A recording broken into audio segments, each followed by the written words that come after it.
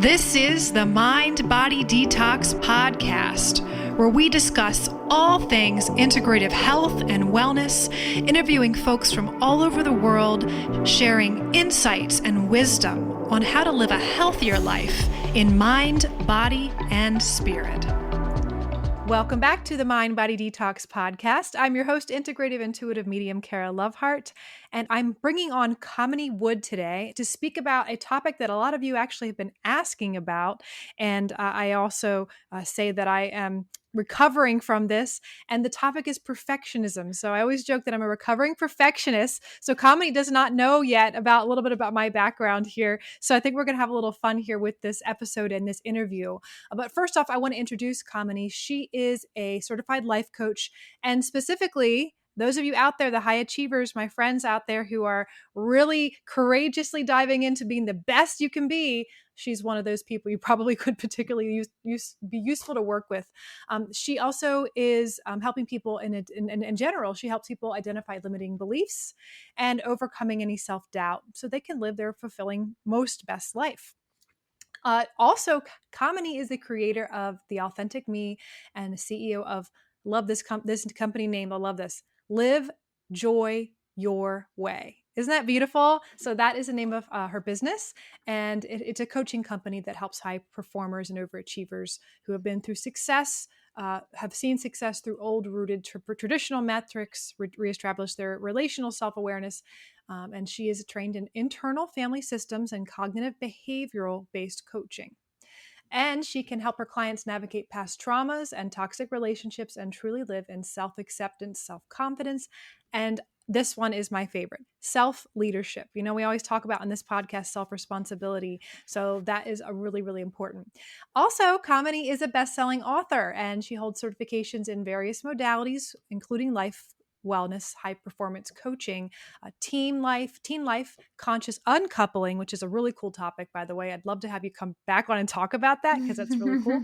As well as calling in the one, new money story, breathwork, meditation and diversity, equity, inclusion, and belonging. So these are all topics that I think are just the wide variety of life, right? So I really love that. And also conscious parenting and for children and coaching for those children as well. So Kamini, I know that was a lot of information for everyone because you have a lot of really great background and what you're working with, but we're honing in today specifically with perfectionism. So I just want to know, in your own words, what your story was that got you involved in life coaching and how perfectionism started to become one of the things you started to focus on, especially with high achievers. Well, just like you, I'm a recovering perfectionist. So my story in terms of getting involved in life coaching was not a linear path. So let me sort of take you all the way back. I grew up in Connecticut, predominantly white town, immigrant parents. It was just my sister and I. And so growing up in this predominantly white town with a name like Kamini, first of all, you're going to stick out, look different than most individuals. So there was a part of me from a very early age that was trying to ensure that I fit in or that I belonged. And so through that, part of the perfectionism started coming out, where it was, wanting to make sure that I wasn't failing at anything, that I wasn't making any mistakes, because if you did, if you make a mistake, now you stick out, people notice you, right? Also, the people pleasing started at that age too, where it was, I wanted to ensure that people were happy with me, that they were okay with me, that they were happy. That was ultimately the important thing for me, because if they were happy, then it meant that I somehow felt this feeling of value and worth. Now, at the age of 5, 6, and 7, no, I did not know that that's what was happening. It was just an experience I was having. Now we fast forward right into adulthood. And through becoming a mom, I am actually 5. My oldest is now 21 and my youngest is 9. But my middle you have daughter, 5? Yeah. You have 5? Yes. Oh my gosh, amazing. I'm one of 5. I honor you mothers, one of 5 that have 5 children. So that's amazing. Where do you lie? I'm just curious now. Where are you in the midst of your 5? I am the second. I'm one up from the baby. So okay. Not the middle child. So number 4. Yeah. Number 4. Yes. Yeah. Well, it's funny because my middle child, my direct middle child was my catalyst, because she really emulated my people-pleasing perfectionist behaviors.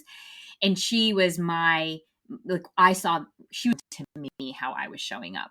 And so as she went through her preteen years and started showing up this way and she was struggling with it, I realized, oh my goodness, that's coming from me. So I went through my own work during that portion of time. Now that's the personal side of it. At the same time, professionally, I was running my husband's law practice at the time. And so one of the roles that I really had taken on was helping the staff, the legal assistants, the attorneys, the paralegals, not just figure out what they wanted to do professionally, but I became really good at talking to them about what's happening in their personal world, because I really do believe that those two things are intertwined. So Yes. professionally, that's what was happening for me. Personally, I was going through this transformation.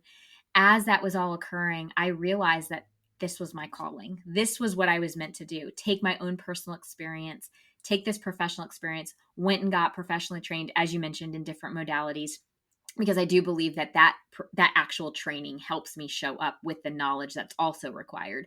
So kind of combining all three of these to create the business that I have now.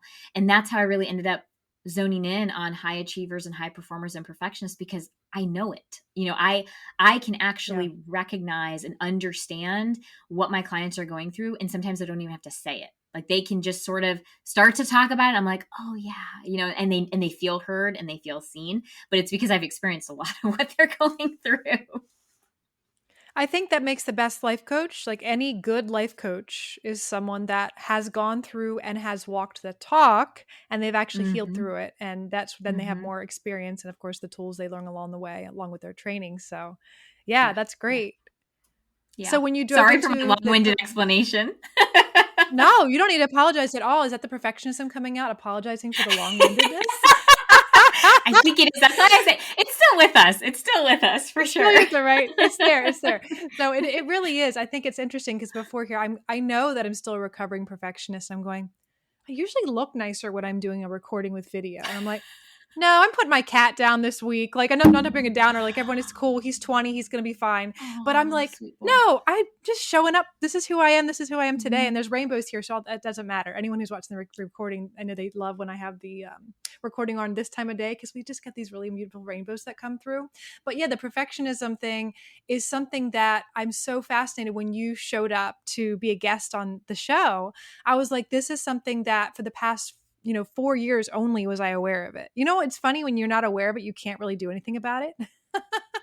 So that really moved into how do we overcome self-sabotage. So my whole Mm-hmm. role is, as I'm a coach too, but I'm more of a medium. I'm a professional psychic, so I utilize energy and that kind of thing in my coaching. So I have a program that's overcoming and detoxing self-sabotage. So when you came up, I said I want to have someone else's take, because so many different people, all of us have different walks along the journey to healing perfectionism and overcoming Mm-hmm. self-sabotage. So when you came on and was like, hey, can I come on the show? Like, this is perfect. So I want to know a little bit about, just to give us some examples for people before we go into these questions.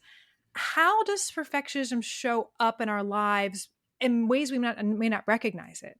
Because I know we So, can see the ones that are the overachievers, in school, they're like what they say, the teacher's pet. Like there's like a stereotype of what perfectionism looks like, right, but I feel like it right. hides. It totally does, because there is that stereotype, right? It's the one where we want to be perfect for the people around us.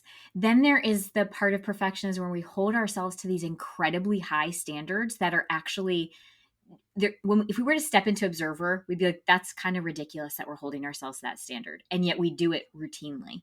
And then there's the perfectionist side where we actually expect other people to be perfect. So that's like that external centered perfectionism where it's, and I think parents sometimes have this with their children where it's like they expect their children to be perfect individuals at all times.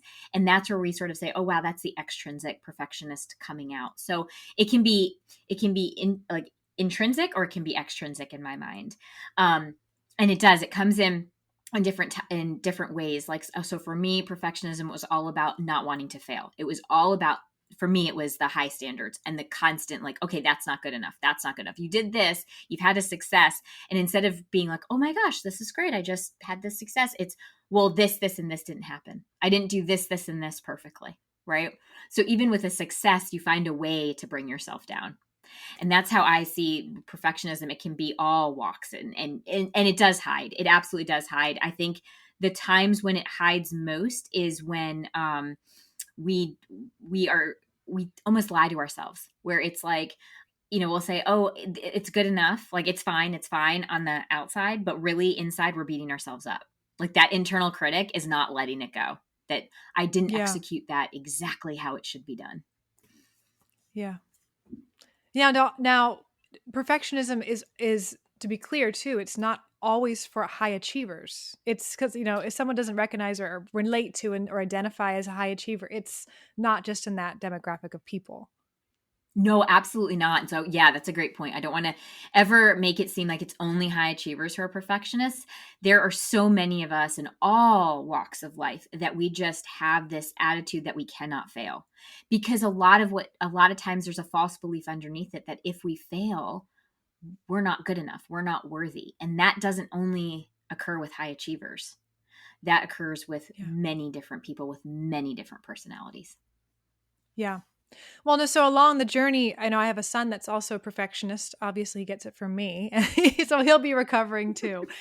And we'll work together with him. But, along the journey, he said to me, well, isn't it good to be a perfectionist? Because people then, if they're going to be successful and achieve the goal, and I said, you mean like just operate from the program that we have to do this to be good enough? And he's like, Mm. what? I said, yeah, let's question that a little bit. But is it, what are the benefits then? Like, I feel like there has to be some benefit, maybe just even if it's temporary, to get, Mhm. the determination or whatever that shows up with perfectionism. Is there any benefit at all? Any benefit, excuse me. Is there any benefit at all to perfectionism? That's a great question. And I love what you actually just said about the determination. I do think that sometimes can lead us into this pushing ourselves towards determination. I will often say that what happens is we're leaning a little too far into the perfectionism. So now it becomes that weakness. Mm, If we could titrate it and recognize like that we can push ourselves for what we're capable of, but then not lean so far into it that if we don't do something exactly perfectly, there's something wrong with us. That's the piece that gets lost in translation, right? Because there are times when working towards perfectionism makes sense. Like if you're a surgeon doing brain surgery, like, yeah, we want you to kind of be as close to perfection as you possibly can. But in all seriousness, you can with any strength. You absolutely can lean into it. It's just when we lean a little too far into these things. Like I often will say with my empathy, right? I am extraordinarily empathetic. I actually think it's a superpower of mine. But when I mhm. lean too far into it, it now becomes people pleasing. Now I start to lose Yes. track of my own needs and wants. And so now it becomes Yes. that weakness, right? So it's Yes. all about, there's a spectrum of everything. So where are we Yes. on this spectrum, and give ourselves the grace to, yes, I'm quote unquote a perfectionist. I used to be on the way end of the spectrum, and it comes back down. But like you just caught me, I was like, oh, I'm sorry that took so long because I leaned a little too far. And then it's like, okay, come back, right? So it's giving ourselves permission to do Mhm. this. Yeah. Permission to not be perfect and allow yourself to always continue to grow. And did you hear that, Exactly. empaths out there? I know I have a lot of empath listeners. Like that's who a lot of the clients I work with too. Mm-hmm. So girls and guys out there who are empaths, um, definitely it does lead into people pleasing. I love that you said that. That's where it shows up. I love that you said that. Yeah. So Yeah. what are the other pitfalls like that really come up? Anything else that you didn't mention regarding perfectionism and how it shows up?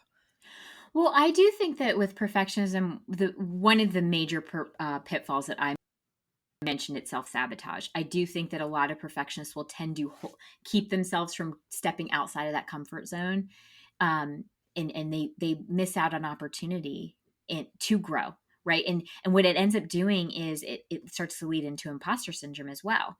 So it's like Yeah. almost like it's in the soil, and then from there all these other things grow, right? So being aware is just so important, because when we're aware of what's happening, now we have a choice point. We get to say for ourselves, what would be valuable for me? If I were to live into my values, what choice would I make for myself here, versus allowing the perfectionism to just kind of run the show?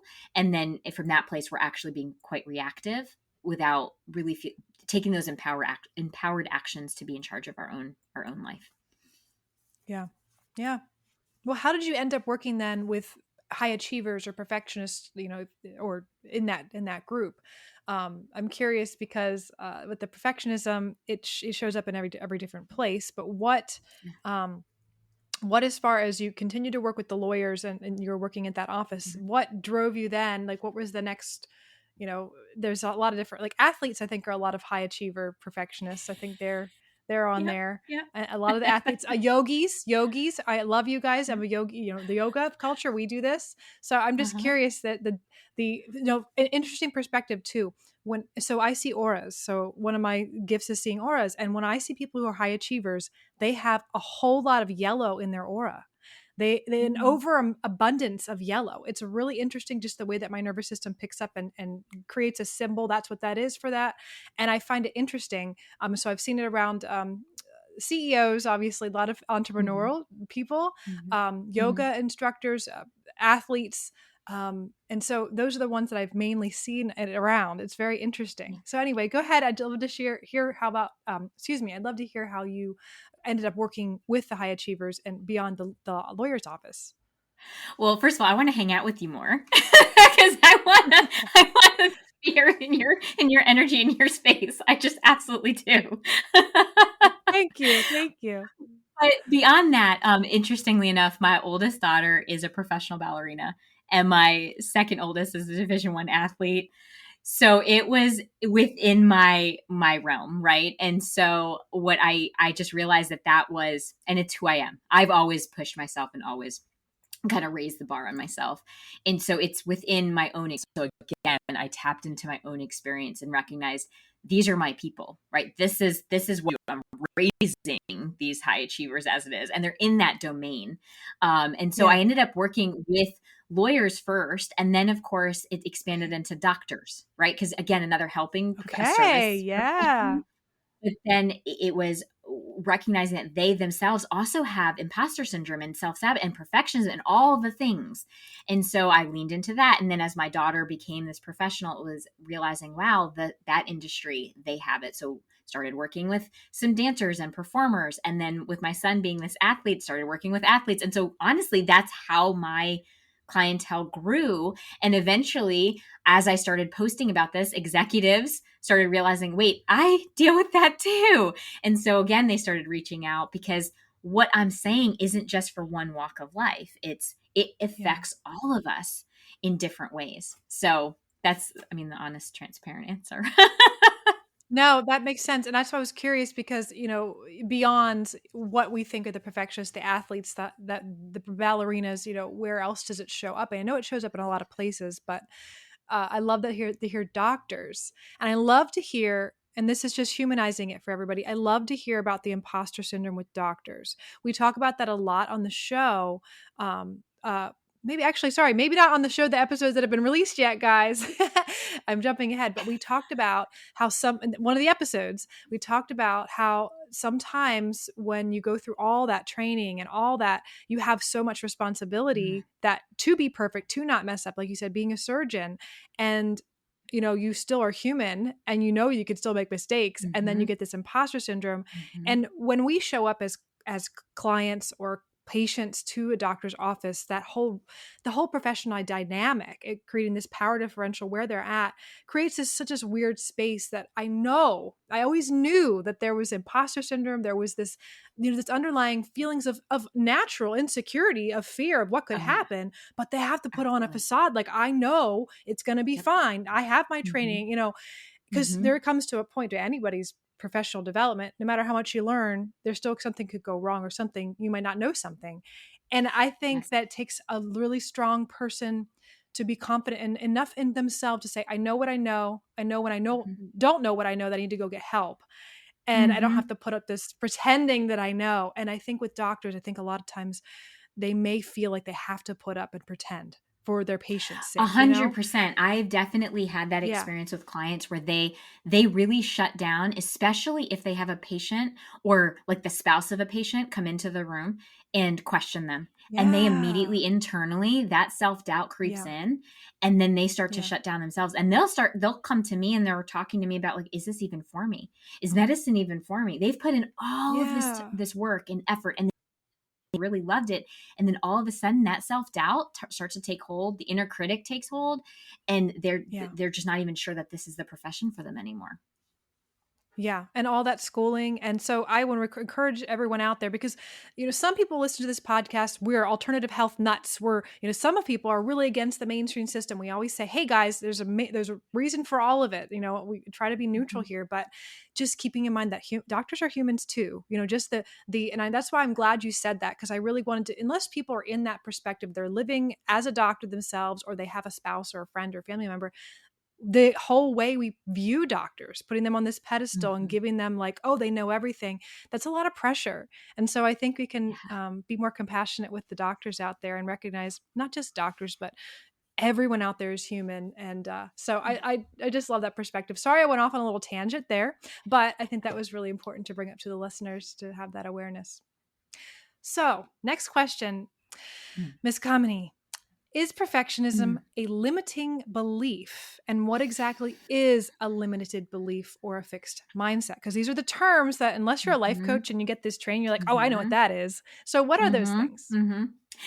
Yes. And it's interesting. I have seen on social media, though, more often people posting about limiting beliefs. So I'm going to give a slightly different I'm going to put slightly different verbiage to it. I'm going to call it a false belief. And yes, I do believe that through perfectionism, that's where false beliefs will live underneath. And I sort of mentioned a couple of them already, but with perfectionism, there's this idea that if I don't do this perfectly, maybe I'm bad. Or if I don't do this perfectly, or then I've failed. And if I've failed, I'm unworthy, right? Or I'm not enough. And those are those limiting beliefs, or I call them false beliefs. It's the I'm not good enough, I'm unworthy, I don't belong, I'm bad. And when we have those false beliefs, and that's what our subconscious is working with, that's running the show, right? Our subconscious, over every experience we have, there's this underlying thing or this underlying fear of I'm not worthy of this, or I'm not good enough. Now, if we really recognize that our conscious is having whatever is happening, right? Thoughts come in, experiences come in, and our consciousness is either accepting or rejecting based on this underlying subconscious belief. And so that's the key. So it's not just the perfectionism that we're trying to really become aware of. It's with that perfectionism, what is the false belief that is also there? Because when we can open up that pathway and that doorway to that subconscious belief and really start to challenge it with, what's actually true about you, who do you choose to be, how do you want to show up, that belief, and start shifting that subconscious belief, now we can start making changes. So while the perfectionism will show up more at that surface level, if we really want to shift out of that, we've got to kind of go underneath to that underlying thing that's happening. The unconscious is where it stores all of the foundations of who we are, right? So beliefs, values, habits, it's all there. Right. It's all there. It's all there. And I think it's input sometimes unconsciously, as we grow up, and then we realize, wait a second, that was just there. Now I got to reform with that. That's not what I really want now. So with perfectionism and self-sabotage, I want to know a little bit more about that, because that's something that I don't think until like 3 or 4 years ago, I said that I was aware that I was actually sabotaging. I give this example in that we did an episode on self-sabotage. I say, hey guys, I self-sabotaged this episode or this podcast for years because I'd get too busy, or there's like different ways that I would do things to avoid it. So how does self-sabotage link up here with perfectionism, and give some examples, please? Because self-sabotage, I think, is a thing that people don't even realize they're doing, as well as the perfectionism, how it shows up. Yeah. So my take on self-sabotage is it's our way of controlling the fallout. So if we're a perfectionist, we are so scared of something failing that we will self-sabotage in a way to feel there's like this underlying thought that I can't do it. I can't do it because I'm afraid I'm going to fail, right? So that's that thought. And so the way that we deal with the fallout is we'll self-sabotage so that we can have some semblance of control over what's going to happen. the most common way that we see this is in relationships, where somebody's in a relationship and they want it to be perfect and they want to do everything exactly right. And then they freak themselves out and they're like, I don't think that I can do this perfectly, or I'm messing up. And the next thing they know is they go out of their way to ensure that that relationship falls apart. They will take steps or they'll take actions that self-sabotage. And then they're really upset. But guess what? They feel actually more in control because they knew it was coming. Right? So they didn't actually fail at that because they knew it was coming and they could protect themselves. So I do believe that a lot of us self-sabotage, and it's just this really covert way that we're trying to control what's happening. Like, it's still going to hurt, but we have this sense of control over it. Yeah, absolutely. I love that. I love that. So as far as for examples of maybe anyone you worked with for perfectionism and related to self-sabotage, I'd love to hear a couple more examples of that, if you would. I mean, it happens professionally, for instance, like we were just talking about doctors. I've had a client in the past who was such a perfectionist, and she was so worried about not being able to stand up to those patients back, right? And so she self-sabotaged by honestly hiding and not speaking up. And every time that there was even the semblance of pushback, she immediately went and got a coworker to say what their opinion was. And not only that, she went and got a male coworker. So it also was a self-sabotage in terms of those gender roles, right? I mentioned the one about relationships. I've definitely seen this happen time and time again with relationships, where somebody's in a relationship, it's going well, and they're so fearful of it falling apart that they will make a choice to either potentially they step out on their partner, or they just start arguments. This has happened in a few different clients of mine, and they're really upset by the whole thing. But what they're not realizing is that's their way of controlling the heartache that comes no matter what. It's almost like in their own minds, it's not going to be perfect. They can't quite figure out how to make it perfect. So that was how they were going to control it. I'm trying to think if there's anything else that's popping up, but those are, we do it professionally all the time, right? Business owners will intentionally not engage in a specific activity because it's outside of their comfort zone. They know they should, but they don't know that they can do it perfectly. So they end up just paralyzed and not engaging in it. And then before they know it, they don't have the clients in order to. So again, it's another way that we self-sabotage. Yeah. Yeah. Thank you for that. I appreciate that, because just giving some more examples is really helpful to the listeners too. So the journey for me, I'd love to hear more about your journey getting out of perfectionism, because you talk about self-compassion, and I think that's amazing. And I know you're going to go into that, but I'd love to maybe segue first, like, how did you journey out of it? And then how does self-compassion come in for your healing journey with perfectionism?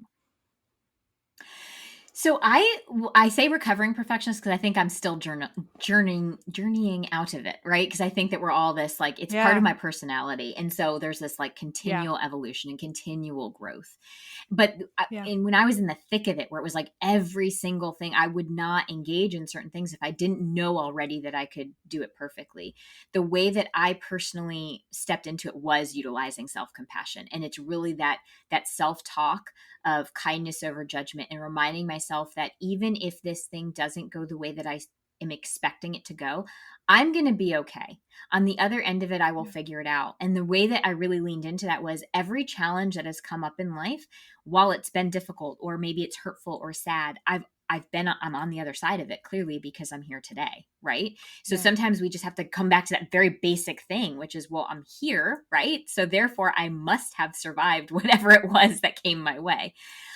So yes, self-compassion, and what that really is kindness over judgment. And for perfectionists, this is so vitally important. I cannot emphasize it enough, because if you have those perfectionist tendencies, that voice of judgment, that inner critic, is generally very, very loud. So it's slowing down and recognizing when that voice is getting louder, and actually really consciously naming him or her, right? Like, oh, there she is telling me that I've messed this up. There he is telling me I'm not good enough. I hear you. And also, what's true? Well, what's true is, this is what I learned through this experience. This is how I grew through this experience. This is what I can take with me as I continue my journey through whatever this new challenge is. that self-compassion, that shift from letting the inner critic run the show versus kindness to self is so important. And then the other piece of self-compassion that's really helpful for perfectionists when they're stepping out of it is recognizing this idea of common humanity, recognizing other people have had similar experiences, and it's okay to talk about it with people. And if we lean on other people and we get that sense of community, we don't feel so isolated. And recognizing that that isolation is what keeps us stuck too, right? So if we can just allow ourselves to be open. I'm not talking about, sharing it with you don't have to go out there and share it with like 100 people. Find your 1 or 2 people. That's community, and allow them to support you through it. Yeah. So if you guys are watching the video recording this, you should see my face over the last like 30 seconds. I'm like, yes. Like my face is like going like crazy. I like my shaking. I'm nodding my head off my neck. Just what you're saying there. I love that. We have the benefit, I think, as coaches and if people are out there, psychotherapists, or they're working with people in an emotional capacity where they're sharing their struggles, sharing their humanity. Like it's so common that we see behind the veil of these facades we put up to, play different roles in different spaces in our lives. And it's so interesting to see that we're all just the same until people actually have that experience through some sort of group coaching or group counseling or some sort of community where there is just letting down and sharing and being like vulnerable in a space that's authentic. I love that you're sharing that's the healing. I do think that's what we're missing, even more so after COVID, with community and connection and this sense of judgment and perfectionism maybe even coming up more for a lot of people. Oh, I have to catch up now because of this, or I've lost my job, or I'm starting a new career path, or there's more pressure that I think people are putting on themselves. And that's what I love so much about our online community. So for those of you who are listening to this bonus content, which is the recorded content on our community. And then for the Mind Body Detox program. So anyone that's gone through that, you guys understand that. And I think that with you, Kamini, you're doing the same thing with helping people to see, and then also with your training, how much connection and community supports the healing of an individual. So I think that, I know you were speaking on that, but I would love for you just to go into that a little bit more, because I just think it's a point that needs to be just drilled in a little bit deeper for people, how much power community has for healing. It absolutely does, because as humans are relational beings, right? We're meant to be in relationship with others. And so when we feel isolated, we feel like we're the only one experiencing something. And that's when we really get stuck in our own minds. And that inner critic, whatever that dialogue is what starts running the show. And so it's something that I really pride myself on, even in the one-to-one coaching that I do, is that the space that we're creating between myself and the client is this extraordinarily emotionally safe space. Because without that emotional safety, it's really hard to allow oneself to become vulnerable. But then through that connection between the two of us, that other person feels witnessed and feels heard, and gets to experience. Honestly, that witnessing is so powerful. To just be witnessed by somebody else allows for one to recognize that they're not broken. First of all, like I'm really, like, it is something that I drive home with all of the people that I work with, is that you are absolutely not broken. You are just human. And what we're learning is that certain things are no longer serving you. And but it is absolutely vital to have that sense of relationship with whomever you can cultivate it with. So again, a coach, a counselor, pastor, friends, family, whoever it is, because that is a healing space. Yeah. Yeah. Yeah, I think it's just so important and so powerful, and that's one of the things I feel so passionate about, bringing community together, bringing people together, because of seeing the power of it, and the power of that, without even, if someone doesn't have access to resources for a professional, if they have a supportive community that is non-judgmental, or at least attempts to be non-judgmental as much as possible, it's a really beautiful space.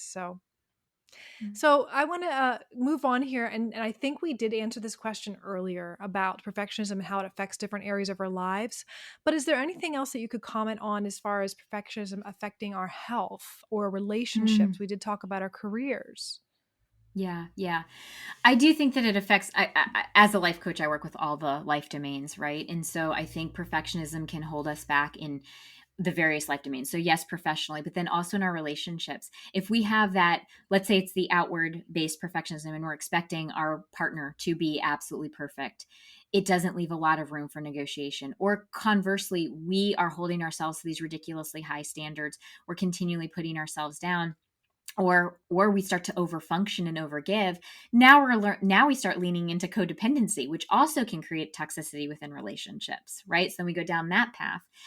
In terms of health, for instance, it can hold us back. If like, I've seen this with eating disorders specifically, where if somebody is a perfectionist, they are they are so focused on what to have the perfect body, the perfect weight, the perfect everything. So eating disorders, there's a range of why somebody would have an eating disorder. So I'm not saying that this is Right. absolutely the 100% way, but with perfectionism as we're talking about it, absolutely with eating disorders, we are seeing it because there's this concept in one's mind of what that perfection looks like. And it can take you down just eating issues in general, body dysmorphia, and then of course, actual full-blown eating disorders. So that's an example of how it can affect our health and wellness. It's not to say, yes, there's no DSM code for perfectionism. It's recognizing that this is a personality trait that, again, if we lean a little too far into, it can start hindering us. So how can we utilize it for our benefit? To your point, determination, giving ourselves permission to do our best, but then stop at that place where we start leaning into, I have to do it absolutely 100% perfectly. And if I don't, then I'm a failure and I'm not good enough. Right. So it's finding that balance. So I like how you're framing that. Like if we are identifying as a perfectionist, instead of seeing that as another thing we need to fix, the perfectionist wanting to fix and become perfect. I got to overcome my perfectionist, right? To just reframing that to, hey, I'm human. And this is actually something, if you could switch it into say, the perfectionist part, I'm moving now towards just, I am a high achiever and I have aspirations and I have determination and I have willpower. I have these gifts that come along with perfectionism. But if you lean too far towards that, you're saying like, take a word. I would have to figure out another word it would be instead. But I like that reframe. I think that's beautiful. Yeah. The best analogy or metaphor that I can come up with is like, I don't know if you remember like in science classes, how we'd have to like weigh things. So the sliding scale, right? It's just give yourself permission to be on that scale and you're just kind of moving the dial whichever way it needs to go in order for you to feel like you're kind of in line with yourself, right? You're in alignment with your values, you're in alignment with self, and you proceed that way. And that's why it's important to, and the reason metaphor is because it moves on a daily basis. As humans, we're complex individuals. We're not going to be the same each and every day. Yeah. And allowing yourself to have that grace. Yeah. Because that counterbalance, I say people think balance is, when people talk about, I got to get balance, they think it's going to be stationary. And I'm like, that's stagnancy. It's always counterbalance. The spectrum there. Yeah. Yeah. Whenever I talk about work-life balance with people, they kind of make a face at me because I'll often say like one day it means that yes, you're leaning a little further into personal and your professional life might not get as much attention. And then the next day it's going to do this and then this and then, and that's balance. Right? Yes. I love that. I like that because if you can have that awareness that it does switch and it changes, then guilt doesn't come into play. Because I'm curious about, that aspect of finding the balance without guilt, because I think guilt really does continue to perpetuate perfectionism sometimes as well. I have to do better. 100%. Yes. Because if I didn't do it perfectly well, now I'm guilty. I feel guilty for not being good enough. Yeah. Well, this has been wonderful. I want to go into our final questions here. And the most important one, I think, is we've all identified now what perfectionism is, maybe how it shows up in our lives, maybe some examples that have been very supportive, I think, as well, how self-compassion comes in. And then we talked about imposter syndrome as well. What are some practical steps that we can take at home to override perfectionism, yet still achieve our highest aspirations? Because that's the number one fear that I've experienced and I've seen other people I work with, that they say, well, I'm not a perfectionist, I might not be able to achieve those goals. Now, even if you're not a high achiever, I'm sure these tips you're going to share will be supportive, but how do we override perfectionism yet still achieve what we want to in our dreams? Yes, and I love how you phrase that, because really what that is it's bringing up to the awareness that what we've been doing is living by a narrative that if we if we let go of this perfectionism, we will then somehow not have those goals and aspirations. And it's recognizing that the perfectionism isn't what brought those goals. It was us who had those goals and aspirations. So we absolutely can still have our goals and aspirations, and then give ourselves permission to break those goals and aspirations down into those smaller bite-sized pieces, and each and every day go through each one of those and work towards that goal. It's kind of the same thing with stress. A lot of people have this narrative around stress, like if I lose my high octane self, right? If I lose self, I'll no longer achieve the things that I needed to achieve. Because there's this narrative and this lie that we tell ourselves that it's the high octane self that drove us to that, when in fact it was just our Yeah. intrinsic motivation. Right. So it's Yes. bringing to the awareness what that story is, and recognizing that we have the capacity to switch that story. And really, our goals and aspirations exist outside of the perfectionism. They are already there. The perfectionism isn't what Yeah. created that. We created that Yeah. ourselves. And so if we let go of the perfectionism, it's not about giving up those goals and aspirations. They still absolutely are there. And instead, we might be able to not only achieve those goals and aspirations, but then move beyond them, because now we're not holding ourselves back from some of those steps that maybe we kept ourselves from doing because it was outside of our comfort zone. So it could Yeah. possibly actually help us achieve even more. And when you're talking about the high octane personality and the charging towards the goals, like there's this intense, hyperbolic, I need to get there now, everything's going to happen, and that I think really does lead to burnout, because you put a whole lot of energy into sprinting at something and then you burn out. And that I think does bring up then potential self-sabotage, because you're then having to recuperate or recover. And then if you have perfectionism, then you can spiral into guilt and, oh my gosh, now I'm not good enough. And like, I definitely have worked with that in my own personality. I'm an Aries, so I'm like, let's go do it. Let's get there. And now I'm learning as I age that like the slow and steady pace is actually much funner, because I like the journey. Mm, I like the smells along the way. I like to take my time, but I still do find myself going back into that high octane space. So I yeah. really just wanted to bring that up, because that's what I was thinking of when you were talking about that. Um, yeah. Yeah. That's what came to mind. Yeah. So Yeah. do you have anything Yeah. else at all that you want to share before we go into these questions that are actually about you? No, I'm good. Go for it. I'm Okay. ready. Okay. Okay. Wonderful. All right. Any new guests we have on, we always ask these questions. So, Mhm. what is your favorite product, wellness topic, or self care indulgence at this time? Mm. My favorite self care indulgence right now is actually breath work. I have really found it extraordinarily calming. I actually have utilized it with some of my clients. So I actually use it for myself. It's kind of that middle stage between sleep and meditation, but it's active. And what it does, why I really love it, is it allows space for that hyper aroused self to kind of come back into that window of tolerance. So I'd say that's my favorite right now. Yeah. And I like that it's Mhm. active instead of passive, because some people get, I can't meditate, my brain won't shut down. And then they're like, I'm just trying to supposed to sit here. And then they feel like they fail that.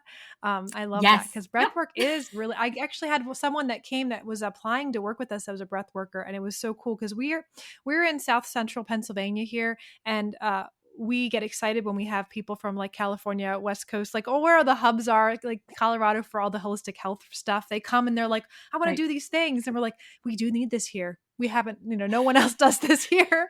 So yeah, that's really cool that you use that. And you use that with your coaching as well as for yourself personally. Yes. Yes.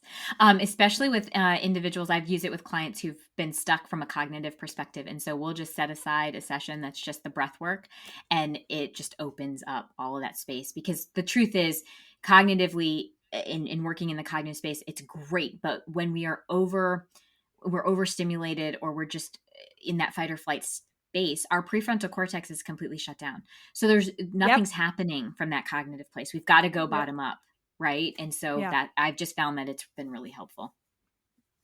I love that you said that. And I say that all the time, because some people who I work with that feel they get down on themselves for not being able to reach a goal or getting to a certain point, it's because they are operating from that more fight or flight space, and they are unable to find higher level thinking or problem solving or even the creative mind to step in and get a solution to them.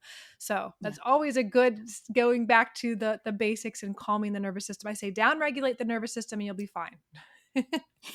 That's right. All right. That's So right. my last question is, if you could detox one thing in your life or the world right now, what would it be? Oh, that's a beautiful question. For me personally, the one thing that I would detox is there are certain individuals that I have a lack of boundaries with, so I need to work on that. That's a good one. And in the world, if I could detox anything, it would be this sort of the need to be like everybody to conform. I really would love so much for individuals to recognize that their uniqueness is what the world needs rather than everybody trying to be the same. Yeah, absolutely. I love that. Do you know, everyone out there, if you ever find someone that you really admire or you see and just there's something about them that glows, a lot of times I find that it's because those people have embodied as much as they can, maybe consciously or unconsciously themselves, authentically.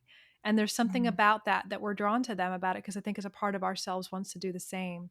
So yeah, and it brings so much beautiful diversity and allows ourselves to not have to be perfect, because then we're, knowing that this is who I am. So I love that. That's a beautiful thing. Thank you. Well, I'm so glad you came on the show today. I would love to have you share some more information about connecting with you further and what you offer. So if anyone really is falling in love with your beautiful energy like I am, like, how do they connect with you and work with you? Let's hear about that. I am on the web at kaminiwood.com or on Instagram, Facebook, or Pinterest with the handle It's Authentic Me. And I do work one-to-one with people. So if anybody's interested in just having a chat about that, by all means, reach out. Wonderful. And I'll put all that information in the show notes as well. And also information on your book. I'd like to absolutely put that in there too, if that's possible. And if anything else, if you guys have any further questions, if Kamini's really wanting to come back on the show, we would love that. So if you have any questions further about any other topics, please send us a message, because we can absolutely go into a lot of other things that she has as far as her topics that she specializes in. So thank you guys so much for listening. We appreciate you, and be well until next time, my friends. Thank you for listening to the Mind Body Detox podcast. We wish you wellness and health in your mind, body, and spirit. And be well until next time, my friends.